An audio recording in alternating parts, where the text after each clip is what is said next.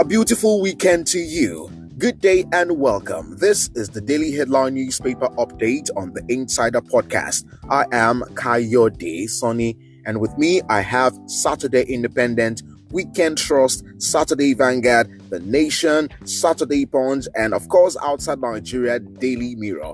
Starting off from the front page of Saturday Punch for today, on page 4 is the big story here. Monitor governors, track local government funds, Algon, Nolgate tell NFIU with riders, one state against disobedience to Supreme Court judgment. Governors happy with verdict, will comply, says NGF. And on top of that is where we have on page 16, some ladies covering up prostitution with dancing, and that's coming from the popular cafe. On page 28 is where we have Biden adamant as pressure mounts on president to stop re-election bid. On page 7 is where we have tears as 22 pupils killed, 120 trapped in Plateau School building collapse. On page 28, Olubadan, use your position for progress. Makinde tells Olakunleye at coronation. And here we have on page 27, how I became an amputee 2 days after my birthday, and that's coming from a businesswoman. And on pages 21 and 21, danger within, how bloodthirsty house helps kill bosses in cold blood. On page 7 is where we have Soyinka, Nigeria's shining light, says Tinubu. And on page 5 is where we have 86 universities, others conducted illegal admissions, says JAM. Okay, and now moving on to other stories, and this one from The Nation. The big story is also on page 4. Local government caretaker committees, anxiety in states over Supreme Court verdict. With riders, workers raise the alarm over payment of salaries. Opposition parties dare governors over judgment. And on page 13, Jaye Kuti, my husband urges me to kiss properly in films. And also on pages 6 and 23 is where we have Tinubu names National Theatre after Wole Soyinka, flood of tributes for Nobel laureate at 90. On page 3, 22 dead, 132 hospitalized in Jos building collapse. On page 11, we spent 24 years on death row because of friendship. And on page 2, my wife adulterous claims Super Eagles star in court petition, demands 1 billion naira damages from alleged London-based pastor lover. Day, my husband brought home fetish objects, wife tells court. And also on page 22, we have the Colossus goes home, late Sir Eze Honorable Azubuike in Merekun JP. And moving on to other stories, this one from Saturday Independent, the big story here on page 8, fraud. Federal government set to prosecute 116 federal civil servants abroad still collecting salaries in Nigeria. With rider, we will recover all funds, says presidency. Stakeholders demand radical reforms, purge in public sector.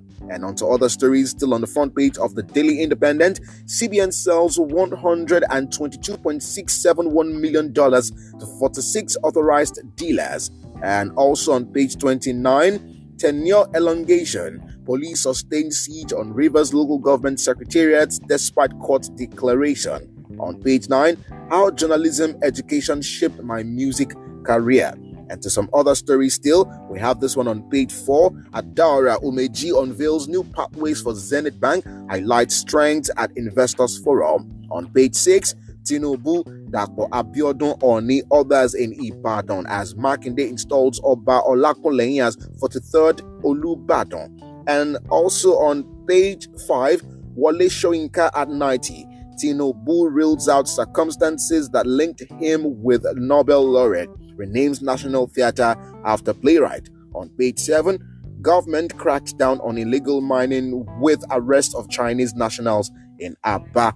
On the Weekend Trust is where we have a major story here, the paradox in traditional rulers, politicians, fields. Okay, and now I'm looking on to Saturday Vanguard.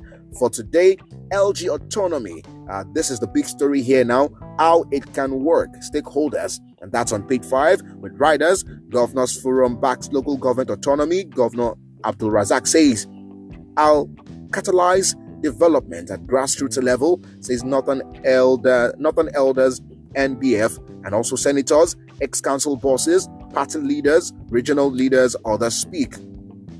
On page 14 is where we have Soyinka at 90. Exhibitions, stage performances held to celebrate Kongi.